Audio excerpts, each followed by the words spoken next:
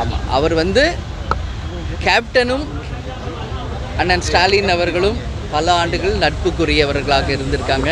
Captain அவர் அண்ணன் தான் சொல்வார், அவரும் கேப்டன் அண்ணன் தான் சொல்வார்.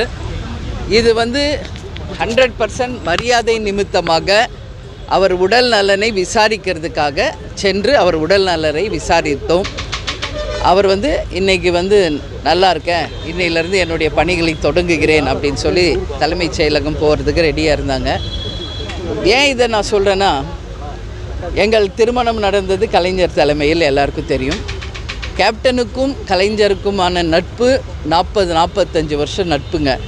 அப்போ இருந்தே அண்ணன் ஸ்டாலின் அவர்களும் கேப்டனோட மிகப்பெரிய நட்பில் இருந்தார். கேப்டன் பலமுறை வந்து ஹாஸ்பிட்டலுக்கு போயிட்டு வந்தாலும், அவருக்கு உடல்நிலை சரியில்லைனாலும் உடனடியாக ஃபோன் பண்ணி விசாரிப்பார். நேராக வந்து கேப்டனை சந்திச்சிருக்காரு.